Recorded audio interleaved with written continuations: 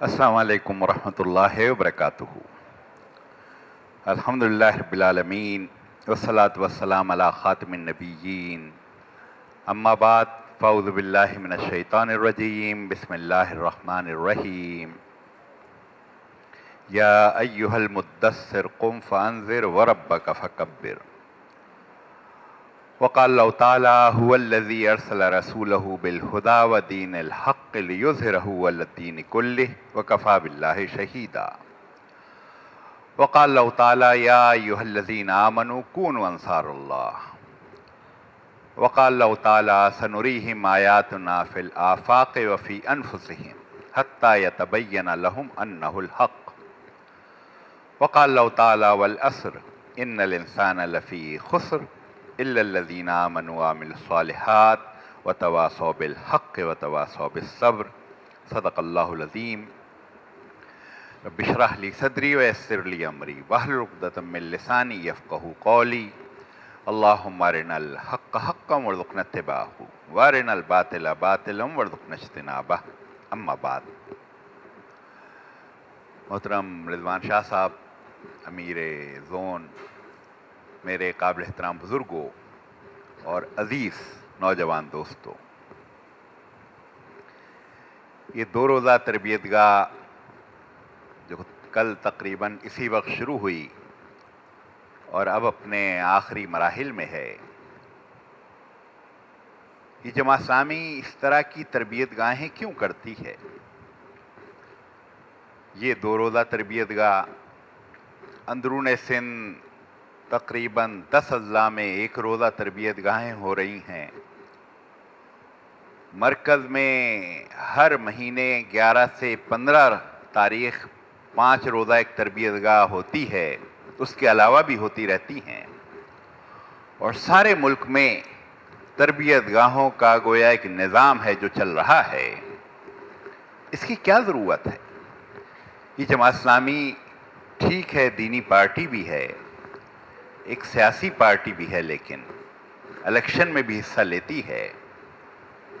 کوئی اور پارٹی تو اس طرح تربیت گاہیں نہیں کرتی، 2 دن کے لیے لوگوں کو جمع نہیں کرتی اور پھر جمع کر کے درس قرآن ہو رہا ہے، فکر آخرت کو تازہ کرنے کی کوشش کی جا رہی ہے، اپنی تاریخ سے آگاہی دینے کی کوشش کی جا رہی ہے، باہمی تعلقات کیسے ہونے چاہیے اس کی تعلیم گویا دی جا رہی ہے، پھر لیڈرشپ کیا ہوتی ہے اور کیسے اس کی تیاری ہو، اس کو سمجھانے اور سکھانے کی کوشش کی جا رہی ہے۔ کیا اس کی غرض و غایت ہے؟ آپ بھی سوچ رہے ہوں گے کہ موضوع تو اس کا ہے قم فانذر وربک فکبر، اور یہ تربیت گاہ پہ میں نے بات شروع کر دی ہے۔ واقعہ یہ ہے اس موضوع سے ان تربیت گاہوں کا گہرا تعلق ہے، اور آخر میں جا کر شاید آپ پر واضح ہو کہ اس موضوع سے تربیت گاہ کا کیا تعلق ہے۔ یا ایھا المدثر قم فانذر وربک فکبر۔ اللہ تعالیٰ اپنے نبی صلی اللہ علیہ وسلم کو مخاطب کر کے فرما رہا ہے کہ اے اوڑھ لپیٹنے والے، آپ گویا استراحت فرما رہے ہیں، کھڑے ہو جائیں، لوگوں کو ہوشیار، خبردار اور گویا بیدار کر دیں۔ وَرَبَّكَ فَكَبِّرْ، اور رب کو بڑا بنا دیں، رب کی کبریائی بیان کر دیں۔ وہ ہمارے مولانا عبدالحمید صاحب رحمت اللہ علیہ ہوتے تھے، انتقال ہو گیا، وہ کہتے تھے یہ ربک فکبر کا مطلب صرف یہ نہیں ہے کہ بیان کر دیا جائے اور تکبیر کا نعرہ لگا دیا جائے، اپنے رب کو بڑا بنا دو، اپنے رب کی بڑائی قائم کر دو، اپنے رب کی حاکمیت قائم کر دو۔ اور جماعت اسلامی کا مقصد وجود ہی یہ ہے۔ جماعت اسلامی جس کا نصب العین ہے اقامت دین کے ذریعے رضا الہی کا حصول، یہ اقامت دین کیا ہے؟ یہ ربک فکبر ہے۔ یہ اسلامی نظام کیا ہے؟ یہ ربک فکبر ہے۔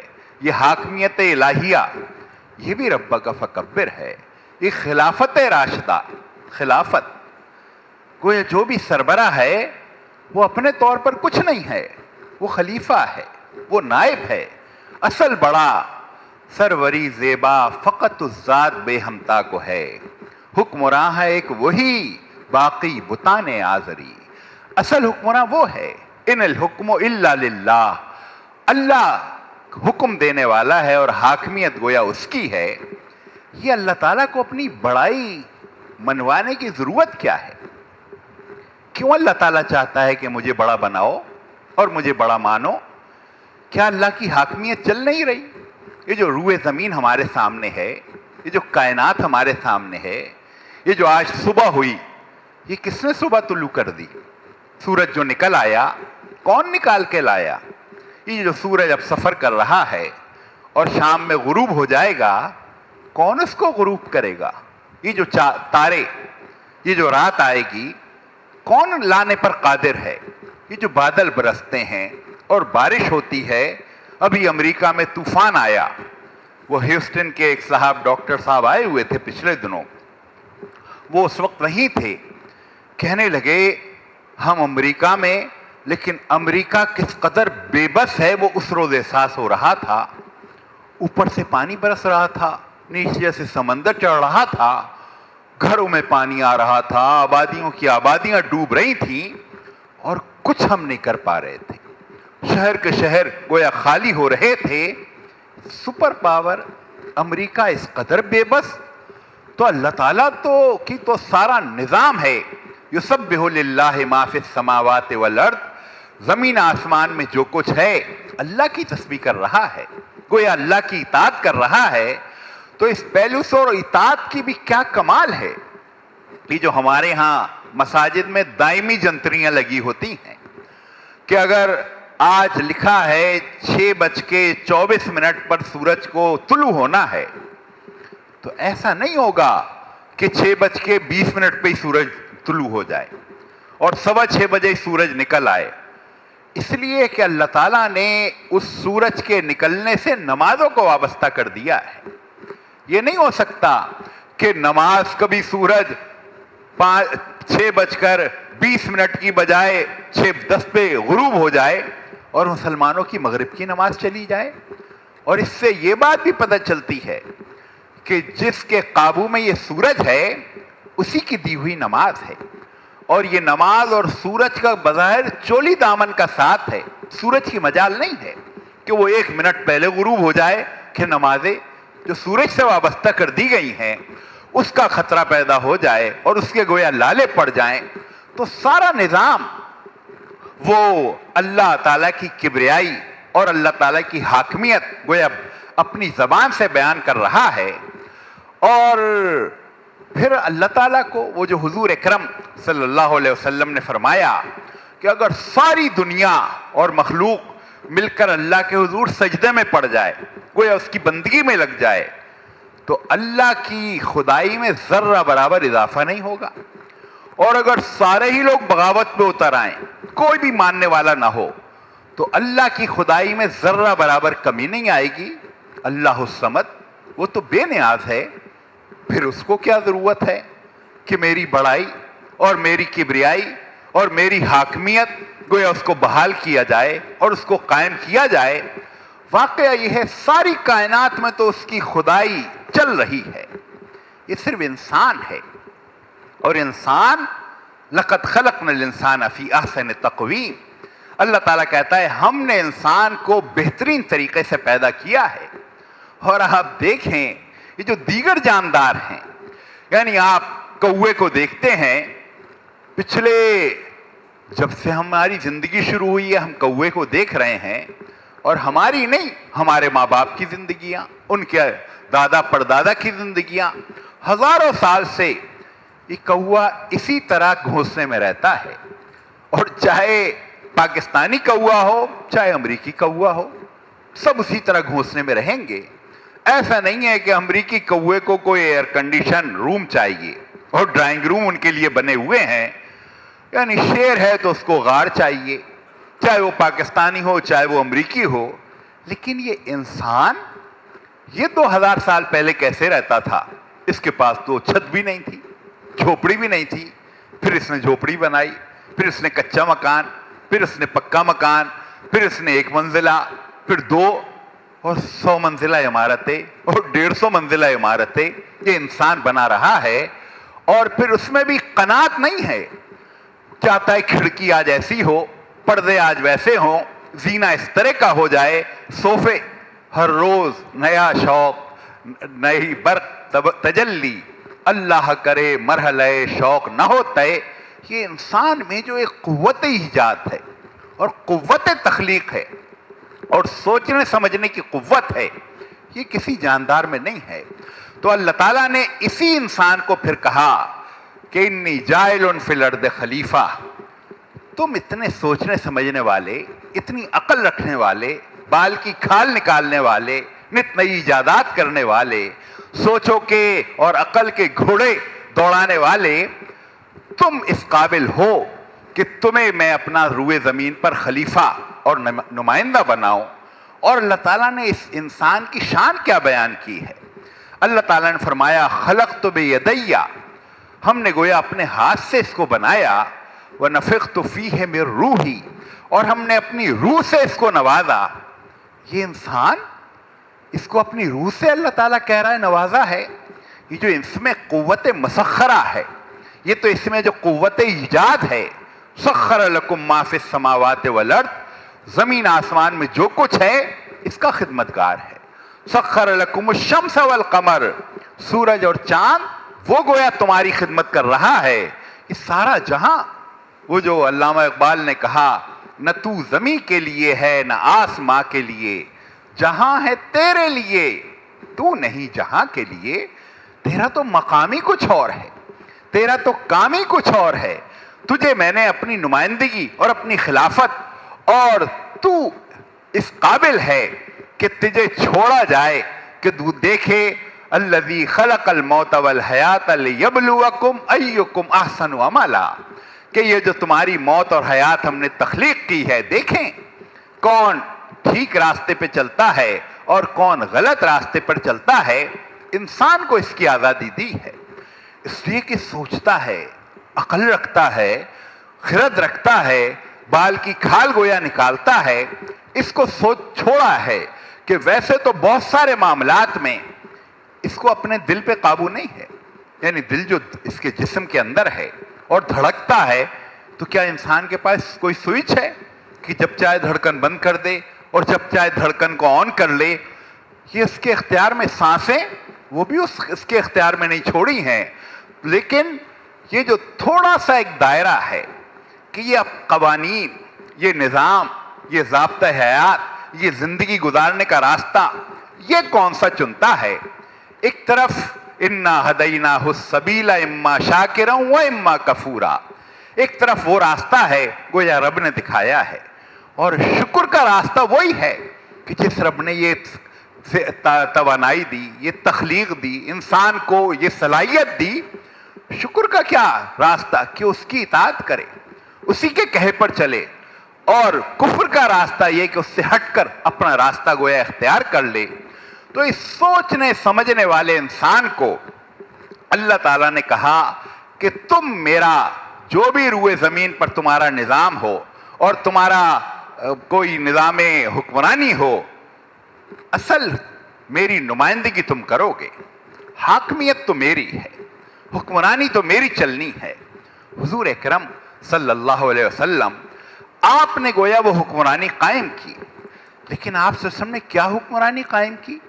وہ جو کسی نے کہا سلام اس پر کہ جس نے بادشاہی میں فقیری کی، فقیرانہ بادشاہت تھی، اور کھجوروں کے چھپر کے حجرے کا باسی، چٹائی پہ راتیں بسر کرنے والا، یہ حکمرانی تھی.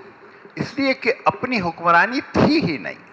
حضور اکرم صلی اللہ علیہ وسلم فرمایا کرتے تھے کہ انا قاسم، میں تو تقسیم کرنے والا ہوں. اور اصل حکمرانی کون ہے؟ اصل حکمران تو اللہ تعالیٰ ہے. اصل احکامات تو اللہ تعالیٰ کے چلیں گے، میں تو ان احکامات کو نافذ کرنے والا ہوں. اصل جو شریعت دی ہے وہ تو اللہ تعالیٰ نے گویا دی ہے، اور میں تو اس کو گویا دنیا میں نافذ کرنے والا ہوں. حضور اکرم صلی اللہ علیہ وسلم اور آپ نے حکمرانی کس طرح قائم کی؟ اللہ کی حکمرانی کہ آپ دیکھیں کہ ایک اس زمانے میں ایک بڑے خاندان کی عورت اس نے چوری کر لی، اور جب اس نے چوری کی تو ظاہر ہے جو انسانوں کی دنیا میں ہوتا ہے، یہ بڑے باپ کی بیٹی ہے، یہ بڑے نام والی ہے، چور کا ہاتھ اللہ تعالیٰ نے کہا تو ہے کاٹ دیا جائے، لیکن یہ بڑے اس کا ہاتھ نہیں کٹنا چاہیے۔ سفارشیں آنے لگی، اور حضور اکرم صلی اللہ علیہ وسلم کے بہت چہیتے صحابی حضرت اسامہ بن زید رضی اللہ تعالیٰ عنہ، ان سے کسی نے جا کے کہا کہ آپ جا کے اگر کہیں تو شاید اس عورت کی پر سزا نافذ نہ ہو، اور حضرت اسامہ بن زید رضی اللہ تعالیٰ عنہ نے جا کے کہہ دیا، اور حضور اکرم صلی اللہ علیہ وسلم کا چہرہ گویا سرخ ہو گیا، اور آپ صلی اللہ علیہ وسلم نے فرمایا کہ خدا کی قسم محمد صلی اللہ علیہ وسلم کی بیٹی فاطمہ بھی اگر چوری کرے گی اس کا بھی ہاتھ کاٹا جائے گا۔ یہ خدا کا قانون ہے، یہ اللہ کی حاکمیت ہے، یہ کسی بڑے انسان اور کوئی حکمراں اس کا قانون نہیں ہے۔ تو اس پہلو سے واقعہ یہ ہے کہ اللہ کے رسول صلی اللہ علیہ وسلم ایک طرف تو آپ کا معیار زندگی وہ عجیب و غریب تھا، اور ایسا نہیں ہے کہ اس زمانے میں طرز زندگی یہ تھا کہ لوگ جھوپڑیوں میں رہتے ہوں کھجوروں کے چھپر پہ۔ قیصر کا زمانہ تھا، کسریٰ کا زمانہ تھا، شاہانہ ٹھاٹ باٹ ان کے تھے، اور حضرت عمر رضی اللہ تعالیٰ عنہ کے زمانے میں جب غالباً شام فتح ہوا اور وہاں سے جب چیزیں آنا شروع ہوئیں تو اس کے اندر ایک آسٹروٹرف اگر میں کہوں اس طرح کی کوئی چیز آئی، اور جب اس کو کھولا گیا تو اس میں درخت کھڑے ہو گئے، اس میں بیٹھکیں نمودار ہو گئیں، اور ہوا چلی تو سریلی آواز آنے لگی۔ حضرت عمر رضی اللہ تعالیٰ نے پوچھا یہ کیا ہے؟ بتایا گیا یہ وہ گویا بادشاہوں کے شام گزارنے کی بیٹھک ہے، اور اس پر بیٹھ کر وہ شامیں گزارتے ہیں۔ یہ شاندار طرز زندگی، لیکن حضور اکرم صلی اللہ علیہ وسلم نے کیا طرز زندگی اختیار کیا؟ کوئی اپنی حکمرانی قائم ہی نہیں ہوئی۔ پھر حضرت ابوبکر صدیق رضی اللہ تعالیٰ عنہ پہلے خلیفہ وقت شمار ہوئے، اور جب پہلا حکمراں آپ کو بنا دیا گیا تو کیا ہوا؟ تو یہ ہوا کہ اگلے دن حضرت عمر رضی اللہ تعالیٰ عنہ نے دیکھا کہ حضرت ابوبکر صدیق کاندھے پر کپڑا اٹھائے بازار کی طرف جا رہے ہیں، جیسے روز جاتے تھے کہ کاندھے پہ کپڑا لیا اور بازار جا کے اس کو فروخت کرتے تھے اور اس سے گویا کاروبار کرتے تھے۔ حضرت عمر نے دیکھا، کہا ہے ابوبکر رضی اللہ تعالیٰ یہ آپ کہاں جا رہے ہیں؟ حضرت ابوبکر صدیق نے فرمایا بازار جا رہا ہوں۔ کیوں جا رہے ہیں؟ انہوں نے کہا دیکھتے نہیں ہو یہ کپڑا بیچوں گا اور بچوں کو کھلاؤں پلاؤں گا۔ تو حضرت عمر رضی اللہ تعالیٰ نے فرمایا آپ حکمراں بن گئے ہیں، سربراہ وقت ہیں، آپ یہ کاروبار کریں گے تو حکومت کون سنبھالے گا؟ کہنے لگے میں کاروبار نہیں کروں گا تو میرے بچوں کو کون پالے گا؟ عجیب و غریب بات کہی۔ حالانکہ ملک کے خزانے اور بیت المال سب موجود تھا، لیکن ان کی ذہن میں یہ بات نہیں تھی کہ یہ بیت المال، یہ وزارت خزانہ، اس سے کچھ کام بھی یہ کچھ میرے کام بھی آ سکتی ہیں، اس لیے کہ ان کا ذہن یہ تھا کہ یہ تو خلافت ہے، اور اللہ تعالیٰ کے لیے میں نماز پڑھتا ہوں تو کیا پیسے لیتا ہوں، اور اللہ تعالیٰ کے لیے روزہ رکھتا ہوں تو بھوکا پیاسا رہتا ہوں اس کے لیے، اور اللہ تعالیٰ کے لیے زکوٰۃ تو جیب سے اپنے پیسے خرچ کرتا ہوں، اور اللہ تعالیٰ کے لیے حج مشقت بھی برداشت کرتا ہوں، خرچ بھی کرتا ہوں، اور اس کی خلافت کا کام اس کے لیے میں پیسے لوں گا۔ ان کے ذہن میں یہ نہیں تھا۔ اور حضرت عمر رضی اللہ تعالیٰ عنہ نے بھی یہ نہیں کہا کہ کیا بات کر رہے ہیں، یہ خزانہ موجود ہے بس اس کو استعمال کریں۔ حضرت عمر بھی ٹھہر گئے، کہنے لگے بات تو ٹھیک ہے، پھر کیا کیا جائے؟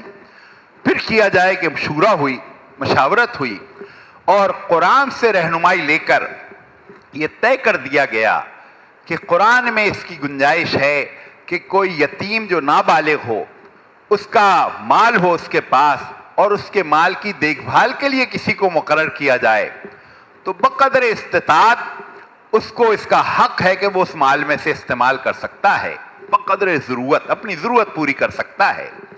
ایک اندازہ کر کے حضرت ابوبکر صدیق کی ضروریات کا اور بیت المال سے ان کا روزینہ مقرر کر دیا گیا، ہو گیا، چلنے لگا۔ چھٹے ساتویں دن حضرت ابوبکر صدیق رضی اللہ تعالیٰ عنہ اپنے گھر پہنچے، اہلیہ نے کھانا لگا دیا اور انہوں نے دیکھا آج میٹھا بھی موجود ہے، حلوہ بھی موجود ہے۔ پوچھا انہوں نے کہ آج حلوہ کہاں سے آ گیا، یہ میٹھا کہاں سے آیا؟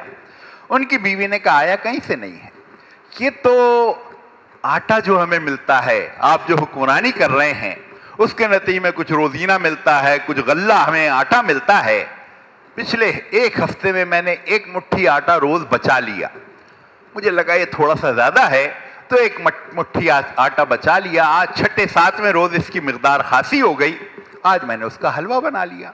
آیا کہیں سے نہیں ہے، یہ تو وہ ہے جو ہمیں روزینے کے طور پہ ملتا ہے۔ حضرت ابوبکر نے پوچھا اچھا یہ وہ ہے جو بیت المال مسلمانوں کی امانت میں سے ہمیں ملتا ہے؟ ان کی بیوی نے کہا وہی ہے۔ حضرت ابوبکر صدیق کو تو گویا کھانا کھانا مشکل ہو گیا، کھانے سے اٹھے سیدھے اپنے بیت المال اور وزارت خزانہ پہنچے اور کہا تم ہماری ضرورت سے ایک مٹھی آٹا قوم کی امانت میں سے زیادہ دے رہے ہو، فوراً اس کو روک لو۔ کیا تصور ہے؟ میرا تو یہ تصور نہیں ہے۔ یہ جو مسئلہ پیدا ہوتا ہے نا کہ میں اور حکومت، جماعت اسلامی اور حکومت اتنے فاصلے پر کیوں ہیں، ان کے اندر دوریاں کیوں ہیں؟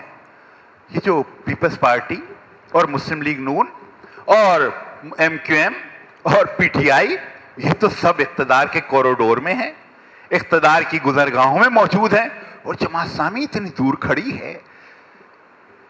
یہاں اگر ایک چیز میں واضح کر ہی دوں کہ مسلم لیگ ابھی اقتدار سے نواز شریف کو ہٹایا گیا، ایک اسکینڈل ہے کہ انہوں نے مال، عدالت نے فیصلہ کیا، کیا کسی نے کہا کہ یار انہوں نے اسلامی نظام پہ داغ لگا دیا، حاکمیت الہیہ کو بدنام کر دیا، خلافت راشدہ اس پہ چھینٹے؟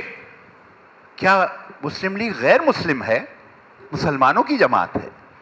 یہ پی ٹی آئی کیا غیر مسلم ہے؟ مسلمانوں کی جماعت ہے۔ یہ پیپلز پارٹی کیا غیر مسلموں کی پارٹی؟ یہ بھی مسلمانوں کی پارٹی ہے۔ یہ ایم کیو ایم پچھلے 28 برس سے اقتدار میں گویا رہی ہے، یہ کیا غیر مسلم ہے؟ یہ بھی مسلمان ہے۔ تو کوئی یہ کیوں نہیں کہتا کہ یار انہوں نے اسلامی نظام اور حاکمیت الہیہ اور اقامت دین کو خراب کر دیا؟ کوئی یہ بات نہیں کرتا۔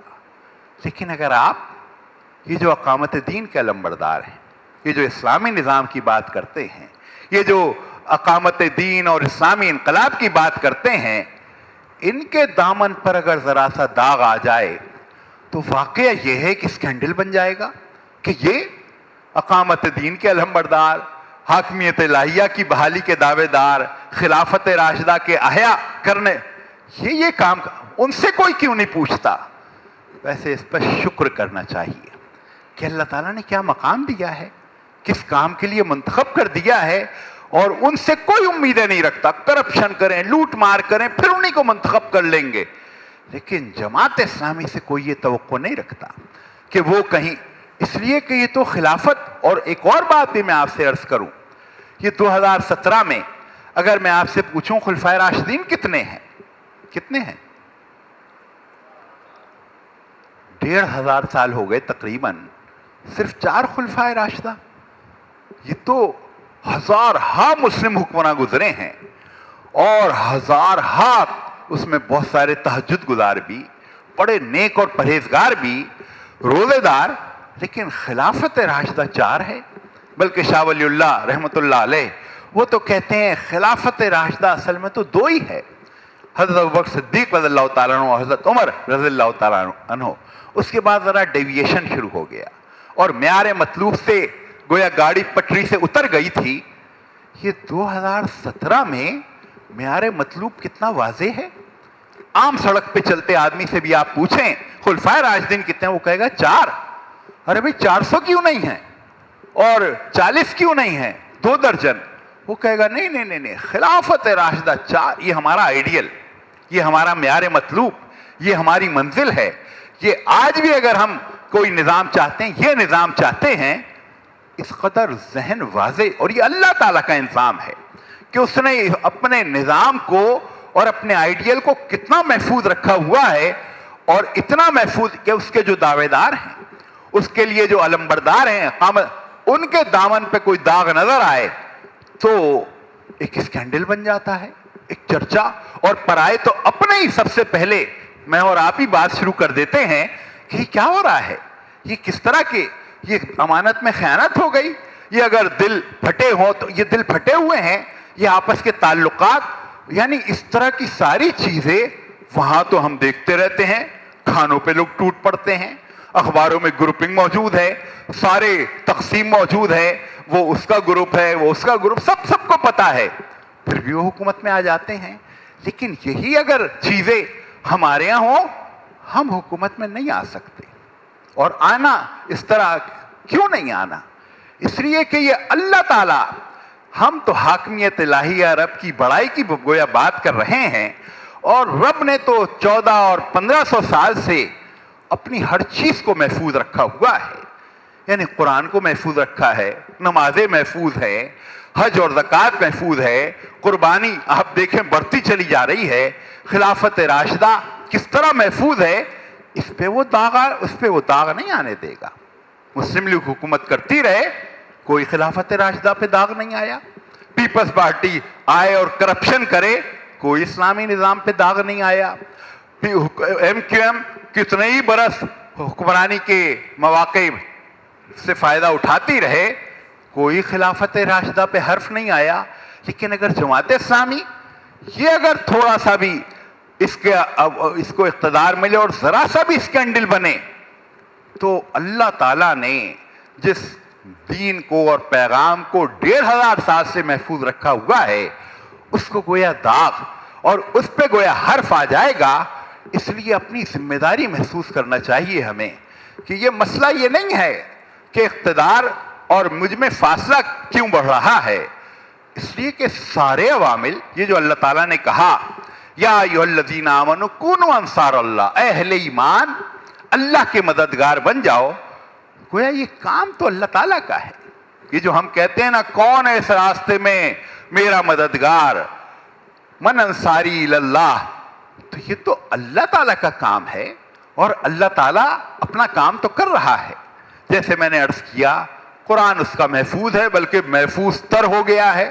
بظاہر بگاڑ، خرابیاں اور فحاشی اور ریانی اور چینلز بڑھ گئے ہیں، لیکن قرآن بڑھ گیا ہے، حفظ بڑھ گیا ہے، قرآن کلاسیں بڑھ گئی ہیں، اور قرآن سے روشناسی بڑھتی چلی جا رہی ہے، نمازیں بڑھ رہی ہیں، حج اور زکوٰۃ آپ کو پتہ ہے کہ آس پاس کی ساری بلڈنگیں ہر کچھ دن بعد توڑی جاتی ہیں، کہتے ہیں جگہ کم پڑ گئی ہے، اور ہم جگہ بنا رہے ہیں، کیوں اتنے حج اور عمرہ کرنے لوگ آ رہے ہیں۔ اسی طرح آپ دیکھیں اعتکاف، ابھی رمضان گزرا ہے، اعتکاف کرنے والے بڑھ رہے ہیں، پردہ خواتین میں وہ چاروں طرف بڑھ رہا ہے، یعنی اللہ تعالیٰ کے شاعر اسلام سب جگہ بڑھ رہے ہیں، لیکن جماعت اسلامی نہیں بڑھ رہی۔ میں اور آپ ہم نہیں، ہمارے وہ کہتے ہیں کہ ابھی لاہور کا انتخاب ہوا 592 ووٹ ملے، کراچی کا انتخاب ہوا 1400 ووٹ ملے، جماعت اسلامی گویا 3-4 سیٹوں کی پارٹی ہے۔ مسئلہ یہ نہیں ہے، اللہ تعالیٰ تو وہ ہے کہ وہ یوسف علیہ السلام کو کنویں میں سے نکالا اس نے، اور کنویں میں سے نکال کر تخت شاہی پر بٹھا دیا، انہی کے بھائیوں نے ان کو کنویں میں ڈالا، اور پھر حضرت یوسف علیہ السلام بعد میں جیل میں پہنچا دیے گئے اور برسوں جیل میں رہے، لیکن رب انہوں نے اپنے کام کا اور اپنی سیرت اور کردار کی پاکی کا گویا حق ادا کر دیا، اور اس قابل اپنے آپ کو بنایا کہ ان کے سپرد اب یہ امانت کر دی جائے۔ تو واقعہ یہ ہے، اللہ تعالیٰ نے جیل سے ان کو نکالا اور تخت شاہی پر بٹھا دیا۔ تو اللہ تعالیٰ نے یہ سورہ یوسف کیوں قرآن میں نازل کی ہے؟ کیا وہ سورہ یوسف نازل کر کے رخصت میں نعوذ باللہ کہیں چلا گیا ہے، اور اب یہ دنیا کسی اور کے سپرد کر کے اللہ تعالیٰ کہیں چلا گیا ہے؟ اللہ تعالیٰ آج بھی موجود ہے، وہ اسی طرح کار فرما قوت ہے، اور وہ چاہے بیان ہی اس نے یہ اس لیے کیا ہے، اور اللہ تعالیٰ نے فرمایا واللہ غالب علی امرہ ولکن اکثر الناس لا یعلمون، اللہ تعالیٰ اپنے کاموں پر قادر ہے، لوگ سمجھتے نہیں ہیں۔ واللہ لطیف لما یشاء، اللہ تعالیٰ اتنی آہستگی اور باریکی سے اپنی چال چلتا ہے اور چاہت پوری کرتا ہے، لوگوں کو خبر ہی نہیں وہ حضرت یوسف علیہ السلام کے بھائی. قحط اتنی دور تک پڑا تھا کہ ان کے بھائی بھی کشکول گدائی لیے ہوئے حضرت یوسف علیہ السلام کے ساتھ پہنچ گئے. ان کے خواب و خیال میں نہیں تھا کہ وہ جس کو انہوں نے کنویں میں ڈال دیا تھا، وہ جس کا کردار انہوں نے ختم کر دیا تھا، وہ جس کا بظاہر رول ختم کر دیا تھا، اسی کے آگے ہاتھ پھیلائے کھڑے ہیں اور غلہ اور غذا اس سے طلب کر رہے ہیں. یہ کیا اللہ تعالیٰ؟ وہ اللہ تعالیٰ آج بھی موجود ہے. اس اللہ تعالیٰ کی کار فرمائی لیکن ذمہ داری.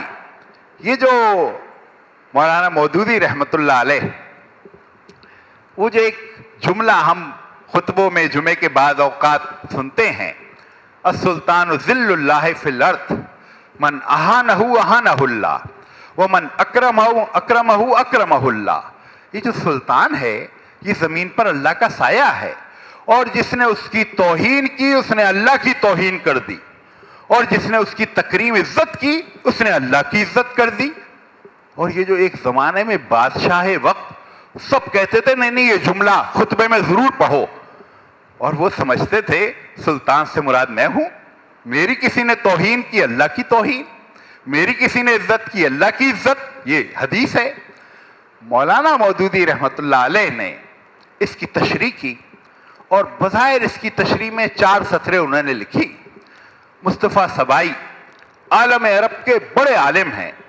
انہوں نے جب وہ مولانا مودودی کی اس حدیث کی تشریح پڑھی تو انہوں نے کہا بس یہ 4 سطریں مجھے دے دیں اور میری جو درجنوں کتابیں ہیں یہ سب لے لی جائیں. مولانا نے تو وہ تشریح کر دی ہے جو صدیوں میں نہیں ہو سکی. مولانا نے اس کی تشریح کیا کی؟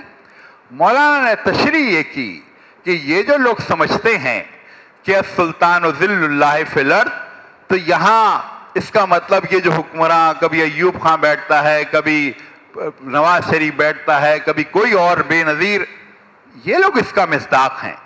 اور ان کی عوام توہین کریں تو اللہ کی توہین ہو گئی، اور ان کی عزت کریں تو اللہ کی عزت ہو گئی. مولانا نے فرمایا بالکل غلط ہے اس کی تشریح. تو صحیح تشریح کیا ہے؟ مولانا نے فرمایا یہ سلطان سے مراد منصب ہے، یہ کرسی ہے، اور اس کرسی پہ جو بیٹھنے والا ہے اگر وہ بیٹھ کر وہاں عدل کرے، انصاف کرے، ظلم نہ کرے تو یہ اللہ کی عزت بحال کرے گا. خلیفہ اسی کا نام ہے نا. آپ ذرا جوڑیں اس کو خلافت سے، کہ خلیفہ کا مطلب ہے کہ نمائندگی اس کی اس طرح کرے جیسے کہ وہ چاہ رہا ہے. اگر اس نے بیٹھ کر یہاں پر انصاف کیا، عدل کیا، حق لوگوں کے ادا کیے تو اس نے اللہ کی عزت بحال کر دی. اور اگر اس نے اس کرسی پر بیٹھ کر ظلم کیے، ناانصافی کیے، حقوق سلب کیے، بدعنوانی کی، اس نے اللہ کی توہین کی. اس کا مخاطب حکمران وقت ہے نہ کہ عوام. اور واقعی بات بالکل سمجھ میں آ گئی کہ بالکل دل کو لگتی یہ بات ہے. عوام سے اس کا کیا تعلق؟ یہ ہے وہ تصور خلافت، اور یہ ہے وہ تصور کبریائی، اور یہ ہے وہ قم فانذر وربک فکبر، جو رب کی کبریائی قائم کرنی ہے. اور جیسے کہ میں نے ابتدا میں عرض کیا، اس تربیت گاہ کا گہرا تعلق اس پوری ربک فکبر سے ہے. یہ جماعت اسلامی جو تربیت گاہیں کرتی اس لیے ہے کہ یہ اقتدار میں آنا چاہتی ہے، اور چاہتی ہے کہ حاکمیت الہیہ قائم ہو، اور چاہتی ہے کہ خلافت راشدہ کا احیاء ہو اور اسلامی نظام قائم ہو. لیکن اسلامی نظام مسلم لیگ سے کیوں نہیں قائم ہوتا، اور پیپلز پارٹی سے کیوں نہیں قائم ہوتا، اور پی ٹی آئی سے کیوں نہیں قائم ہوتا، اور ایم کیو ایم سے کیوں قائم نہیں ہوا؟ یہ قائم ہو نہیں سکتا، اس سے کوئی مسئلہ ہی پیدا نہیں ہوتا. مسئلہ پیدا میرے اور آپ سے، اور میرے اور آپ اگر ہماری کیفیت بھی ویسی ہی ہو، ہمارے بھی دل اسی طرح پھٹے ہوئے ہوں، ہمارے ہاں بھی امانت داری کا وہ معیار نہ ہو، ہمارے ہاں بھی وہ کردار اور اس طرح کا ڈسپلن نہ ہو. یعنی اگر ابھی میں تربیت گاہوں میں کل اندرون سندھ گیا، کہیں 10 بجے کا وقت تھا تو 10 بجے ہونا تو چاہیے تھا. اگر 300 لوگوں کو شریک ہونا ہے تو 250 لوگ تو موجود ہوتے، لیکن 10 بجے کے وقت 50 لوگ موجود تھے. اللہ تعالیٰ اپنی امانت کو، اپنی خلافت کے لیے جو بالکل ٹھیک تصور بھی رکھتے ہیں، وہ इनको सपोर्ट करेगा, अल्लाह ताला इनको सपोर्ट नहीं करेगा। वो तो पीपल्स पार्टी, मुस्लिम लीग उनके सपोर्ट करके गुजारा करेगा, इसलिए कि उनके होने से ना खिलाफत पे कोई फ़र्क आता है, ना हाकमियत इलाहिया पे कोई हर्फ आता है, और ना इस्लामी निज़ाम वो कहीं दागदार होता है। इस पहलू से वाक़या ये है कि जमात इस्लामी उसका तसव्वुर अक़ामत दीन वो इस कदर वाज़ेह है। मौलाना मौदूदी का सारा लिटरेचर हाकमियत इलाहिया, खिलाफत राशिदा, अक़ामत दीन, और ये जो हदीस की तशरीह उन्होंने की है, सुल्तान ज़िल्लुल्लाह फिल अर्ज़ मन अहानहु अहानहुल्लाह व मन अक्रमहु अक्रमहुल्लाह, पूरा तसव्वुर वाज़ेह है। और आप देखें हुज़ूर अकरम सल्लल्लाहु अलैहि वसल्लम का तर्ज़ हुक्मरानी, खुलफ़ाए राशिदीन का तर्ज़ हुक्मरानी, मौला जमात इस्लामी को या वो चाहती है। कभी कभी हम भी कंफ्यूज होने लगते हैं कि शायद मुस्लिम लीग की तरह हमारी हुकूमत आ जाए, पीपल्स पार्टी की तरह हुकूमत आ जाए, और एमक्यूएम की तरह हमारी हुकूमत क्यों नहीं आती, और पीटीआई की तरह हम क्यों नहीं ये सब हो जाएगा। अल्लाह ताला को पहले कदम पर इन कारकुनों से जिनको अपनी अमानत सुपुर्द करनी है, अल्लाह ताला देख रहा है कि अमानतदारी का इनका क्या हाल है, अल्लाह ताला देख रहा है इनकी सीरत और किरदार का क्या हाल है, इनके डिसिप्लिन का क्या हाल है, इनके आपस के ताल्लुकात का क्या हाल है। ये तो दुनिया में रहते हैं, हुक्मरानी हज़रत अबू बकर सिद्दीक़ और हज़रत उमर रज़ियल्लाहु ताला अन्हु की ये मिसालें देते हैं। हज़रत उमर रज़ियल्लाहु ताला अन्हु वो जो रातों को गश्त करते थे, और एक रोज़ गश्त करते हुए उनके कान में आवाज़ पड़ी, बच्चे रो रहे हैं। हज़रत उमर वहाँ पहुँच गए और जाकर देखा वाकई बच्चे रो रहे थे। देखा, उन्होंने नज़र डाली कि आग चढ़ी हुई, आग जल रही है, हांडी चढ़ी हुई है, वज़ाहिर खाना पक रहा है। पूछा उन्होंने खातून और जो भी वहाँ औरत थी कि बच्चे क्यों रो रहे हैं। उस औरत ने कहा आज इनके पास खाने को कुछ नहीं है। कहा खाने को नहीं है? ये जो तुम रात के 12 बजे गोया खाना पका रही हो, जल्दी क्यों नहीं पकाया, जल्दी पकाओ और खिलाओ। उस औरत ने कहा कि नहीं, ये आप समझ रहे हैं खाना पक रहा है, बच्चे भी यही समझ रहे हैं कि खाना पक रहा है, और मैं भी इन्हें कह रही हूँ बच्चों अभी पकता है, खाना उसमें है ही नहीं। वो तो मैंने उसमें पानी वानी ऐसी डाल दिया है, आग जला दिए, बहला रही हूँ कि ये किसी तरह से ये थके हारे हैं दिन भर के, सो जाएं, अभी हमारे पास खाना नहीं है, कल देखेंगे। हज़रत उमर रज़ियल्लाहु ताला अन्हु फरमाया कि तुम्हारे पास खाना नहीं है, एक निज़ाम है, एक हुकूमत है, तुमने जाके किसी को इत्तला नहीं की कि तुम्हारे घर में बच्चे भूखे हैं, खाना नहीं है। लेकिन वो औरत भी समझती थी कि इस्लामी निज़ाम क्या है और हाकिमियत इलाहिया क्या है। कहने लगी अच्छा मुझे जाके रिपोर्ट करना पड़ेगी कि मेरे बच्चे भूखे हैं। पहचान नहीं रही थी बात किससे कर रही है, और मुझे जाके उमर को इत्तला देना पड़ेगी कि मेरे बच्चे भूखे हैं, घर में खाना नहीं है। और फिर उसने ज़रा एक सख्त बात कही कि उमर खुद क्यों नहीं खबर रखता कि मेरे घर में खाना नहीं है और मेरे बच्चे भूखे हैं, उमर को खुद खबर रखनी चाहिए। हज़रत उमर गोया सन्नाटे में आ गए। कह सकते थे उमर को कोई इल्हाम होगा, उमर को कोई वही आएगी, जैसे हम तो इसी तरह के आर्गुमेंट करते हैं ना कि उमर को कोई वही आएगी, कोई इल्हाम होगा। लेकिन हज़रत उमर ने उस जुमले को ज़रा दोहराया कि उमर क्यों बेखबर था कि इस घर में बच्चे भूखे हैं, उमर क्यों गाफिल था कि इस घर में बच्चों को खाना नहीं मिला है। एक ख़ास कैफियत में वो जुमला दोहराया। फिर वहाँ से रवाना हुए, अपने बैतुल माल स्टोर जो रूम वहाँ पहुँचे और गल्ला और खाना जल्दी जल्दी निकाल कर एक बोरी बनाई और उसको उठाने लगे। तो हज़रत असलम रज़ियल्लाहु ताला अन्हु वो आ गए। उन्होंने कहा अमीरुल मोमिनीन, ये बोरी मैं उठाता हूँ, आपको कहाँ चलना है, मैं उठा के लेके जाऊँगा। हज़रत उमर रज़ियल्लाहु ताला अन्हु की उस वक्त कैफियत ही कुछ और थी। कहने लगे अभी मैं बच्चों को भूख से बिलखता हुआ और रोता हुआ देख कर आया हूँ, कल आखिरत में मेरा रब उनके बारे में मुझसे पूछेगा कि उमर तेरा दौर था, तेरी हुक्मरानी थी और बच्चे भूखे थे। फिर उन्होंने कहा कि तुम उस रोज़ मेरी तरफ से कोई जवाबदेही करोगे, तुम उस रोज मेरी तरफ से कोई अल्लाह को जवाब दोगे उन बच्चों का? और कहा कि वला तज़िरु वाज़िरतुम विज़रा उख़रा, कोई बोझ उठाने वाला किसी का बोझ नहीं उठाएगा, उन बच्चों का बोझ मेरे ऊपर है, मुझे ही उसका बोझ। और वो बोरी उठाई और लपक कर और जल्दी जल्दी उस घर पहुंचे, हांडी को साफ किया, खाना उसमें डाला, पकाने लगे और फूंके मार रहे थे ताकि आग जरा भड़के। वो औरत भी देख रही थी और हजरत असलम वो भी साथ थे। उस औरत ने कहा कि कैसी मेरे बच्चों के लिए खाना ले आए और पका रहे हैं और फूंके मार रहे हैं और धुआं बालों में और दाढ़ी में और आंखों में जा रहा है, इन्हें फिक्र है तो ये जल्दी से खाना पके और बच्चे खाएं। उस औरत की ज़बान से निकला कि काश ऐसा होता कि तुम सरबराह वक्त होते, पता नहीं किसने उमर को बना दिया है। हजरत असलम वो भी साथ थे, कहने लगे खातून तुम दरबार खिलाफत में आओगी तो इन्हीं को पाओगी, यही खलीफा वक्त है। अब वो औरत बेचारी परेशान हो गई कि मैंने तो इनकी बड़ी तौहीन की है और बड़ी गोया इनसे सख्त और इनकी शान में गुस्ताखी की है। वो बेचारी सहम के बैठ गई कि अब पता नहीं मेरा क्या होगा। हज़रत उमर ने उधर नज़र डाली और कहा कि खातून, उमर जब अपनी जिम्मेदारियों से गाफिल था तो तुम उससे ठीक बात कर रही थी गोया, अब जब उमर अपनी जिम्मेदारी पूरी कर रहा है तो तुम इस तरह सहम कर और सुकड़ कर और खौफजदा दिखाई देकर उमर को परेशान करती हो, उमर के काम में रुकावट बन रही हो, ठीक से बैठो। और उस औरत को आपने डांट कर ठीक से बिठाया, खाना पकाया, बच्चों को खिलाया और खिलाने के बाद थोड़ी दूर वो रोते हुए बच्चे मुस्कुराने लगे, बहते हुए आंसू खुश्क हो गए और थोड़ी दूर चलकर हज़रत उमर रज़ियल्लाहु ताला अन्हु फिर खड़े हो गए। उनके साथी ने कहा, अमीरुल मोमिनीन अब चलते हैं, क्या माजरा है, अब आप क्यों ठहर गए?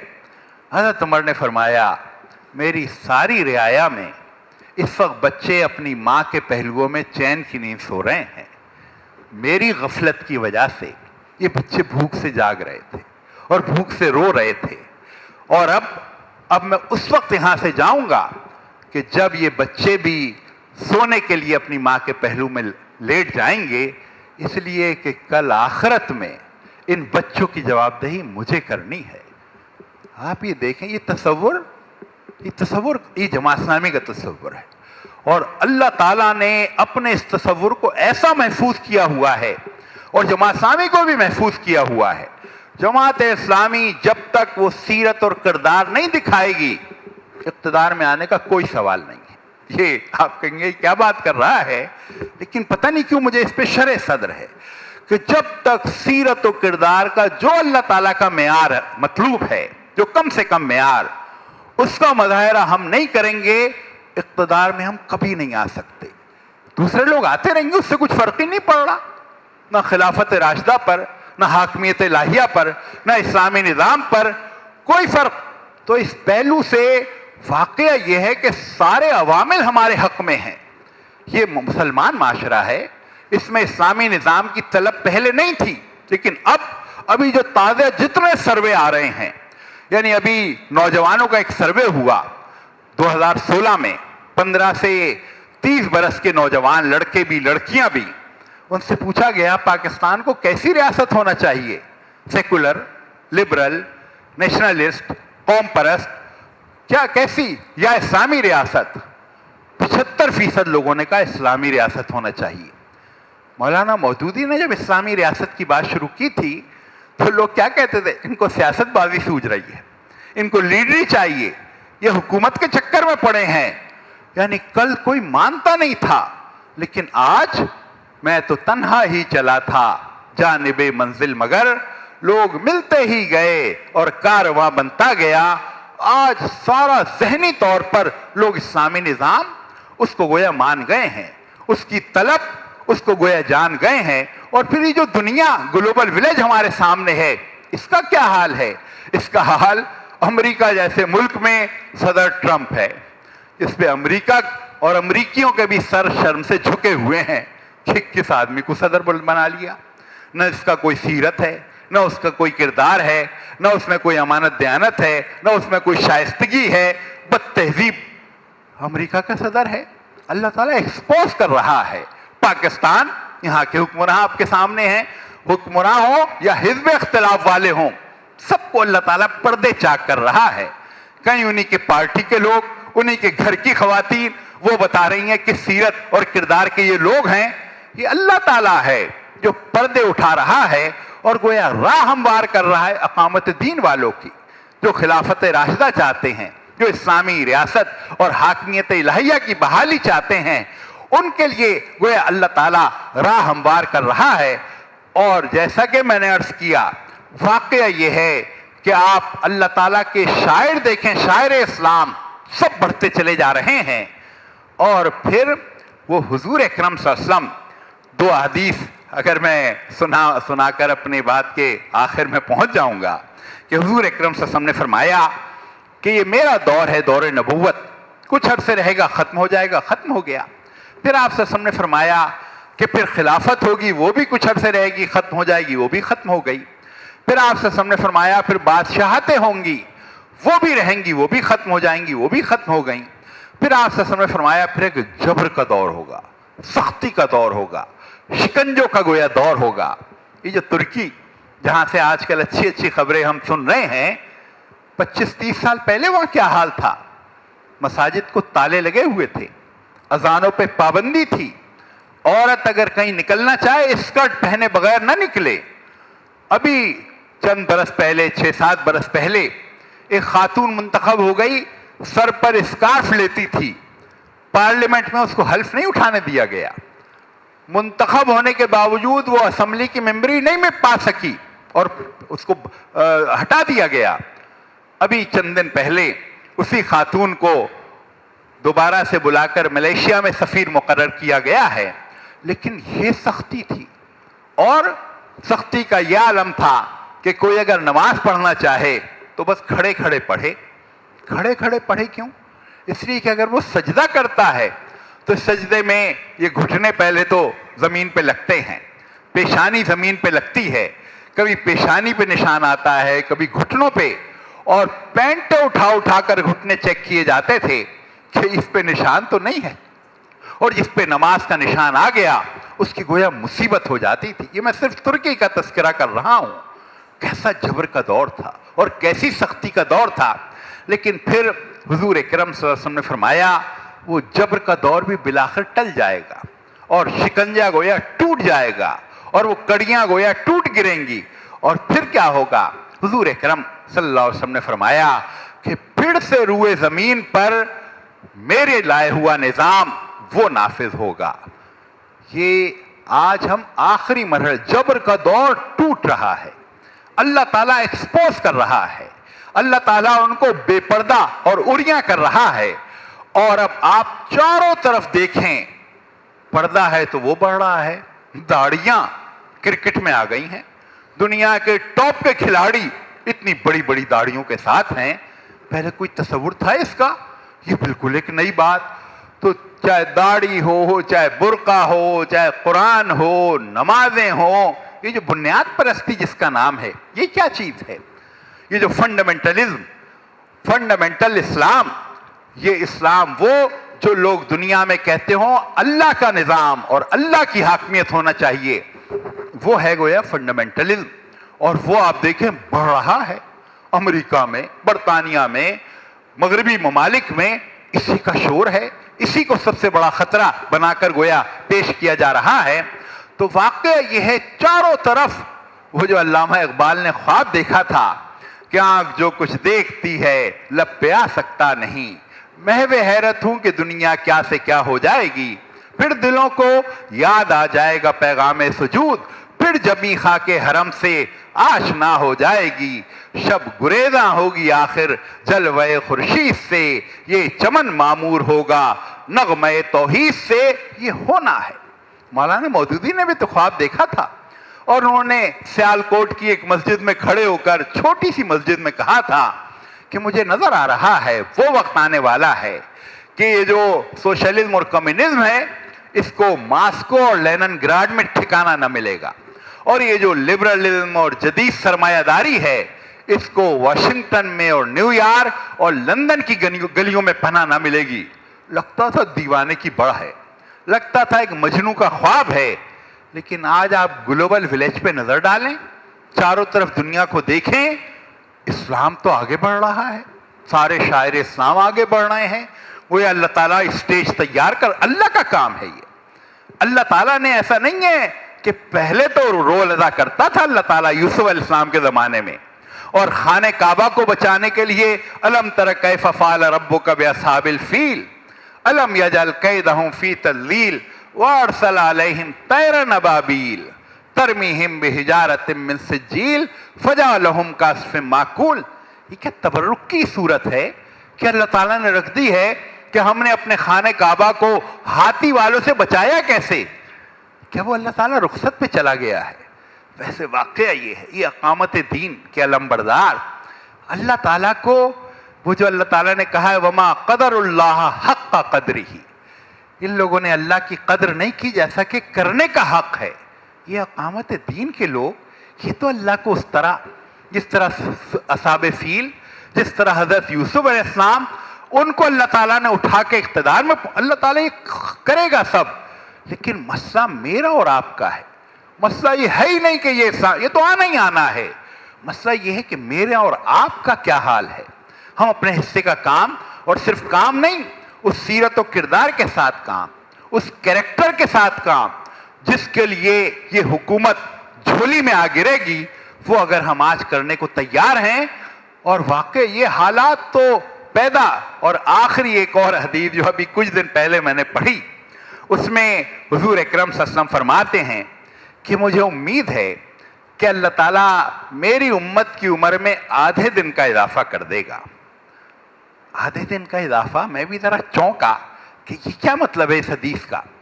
फिर उसकी ज़रा तशरीह और तफहीम पढ़ी तो उसमें लिखा था कि कुरान में है कि अल्लाह ताला के नज़दीक एक दिन 1000 साल का है, और हुजूर सल्लल्लाहु अलैहि वसल्लम फरमा रहे हैं गोया एक दिन तो उम्र होगी, आधे दिन का और इजाफा हो जाएगा, गोया 1500 साल उम्मत मुस्लिमा की उम्र होगी। अभी ये जो मुहर्रम शुरू हुआ है, ये हिजरी साल कौन सा शुरू हुआ है? 1439, 1438 खत्म हुआ है, और 1439 और 1500 होने में कितने साल रह गए हैं? 61 साल रह गए हैं। ये जो आने वाले 61 साल हैं, आप देखें इस उम्मत मुस्लिमा में अल्लाह ताला ने नौजवान 60 से 65% पैदा कर दिए हैं, और काफिरों की दुनिया में बूढ़े अक्सरियत में हैं, उनकी आबादी कम हो रही है।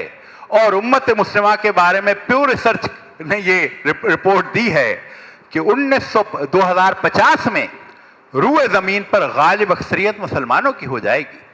अभी फ्रांस या वो जर्मनी की खातून जो है, उसका बयान आपने देखा कि मुझे तो लगता है 1945 में और 2045 में ये हमारा मुल्क जर्मनी मुसलमान हो जाएगा।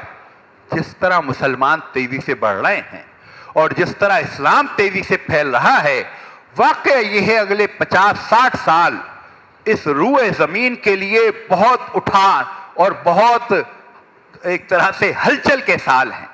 बहुत बड़ी बड़ी तब्दीलियां इसमें आनी हैं, और इस सारी तब्दीलियों के अंदर से बिल आखिर किताबे मिल्लते बैदा की फिर शीराज़ा बंदी है। ये शाखे हाशमी करने को है फिर बरगुबर पैदा, ये होना है।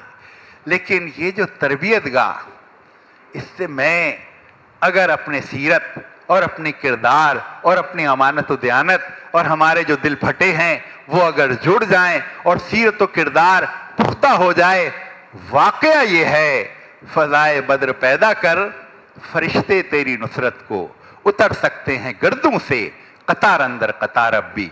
व आखिर दावाना अनिल हम्दुलिल्लाह।